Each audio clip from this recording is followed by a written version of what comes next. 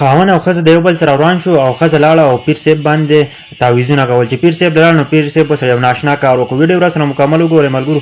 څوک هم نن سبا دا کارونه کوي نو هغه دا ویډیو ضرور وګورئ ملګرو. ښځه او خاوند چې هغه د یو بل سره روان په مخه به شر او جګړې وي ملګرو. او د ښځې سوچ وکړو چې په دې کلي کې یو پیر دی او زه دې لزم او په دې پی تعویذ کوم.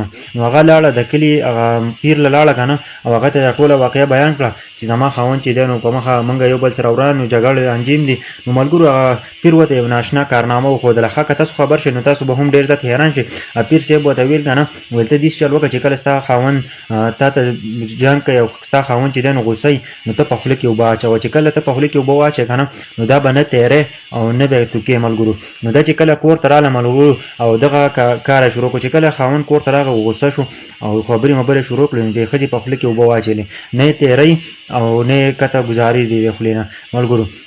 د هغه نه چې پس چې دی نو که نه خاوند یې ښه زړه تش کړو. د هغه نه پس چې دی نو خاوند یې لاړ او دې خولې نه بیا اوبه واچولې. د هغه نه پس چې دی نو په دویمه ورځ باندې بیا دغسې خبره وه چې دی بیا په خوله کې اوبه واچولې که نه او په خوله کې اوبه واچولې او تېرول یې هم نه او توکل یې هم نه.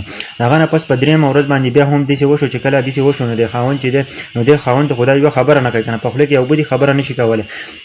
جو بیا خاوند یې معافي وغوښتله ویل که نه ویل زه تا ته دومره برباد یم او دومره خوشي خبرې کوم که نه خو تا ما ته یوه خبره واپس ونه کړه تا ما ته خبره راونه ګرځوله ملګرو. نو هغه ته یې معافي وغوښتله. نو زمونږ نن سبا به په دې ویډیو کې موږ له ډېر زیاته کټ عبرت دی که نن سبا تاسو وګورئ نو نن سبا چې د کورونه وران دي نو ټول د ښځو د ورځې نه وران دي. نو په کار چې ښځې واده شي نو په کار چې ډېر زیات ناکام کوي که ناکام نه کوي نو کورونه بیا وران دي. خو ډېره عبرتناکه واقعه وه. زما ټولو ته خواست دی چې دا ویډیو د نورو پښتنو سره شیر کړئ. اصل وجه دا ده چې نن سبا که تاسو ناکام نه کوئ نو په زندګي نه اوړي.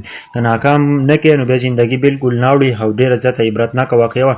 ما هم واورېدله ما ویل چې تاسو سره شریکه کړم چې تاسو هم په دې خبرو باندې عمل ضرور وکړئ یار. دا ویډیو شیر کړئ.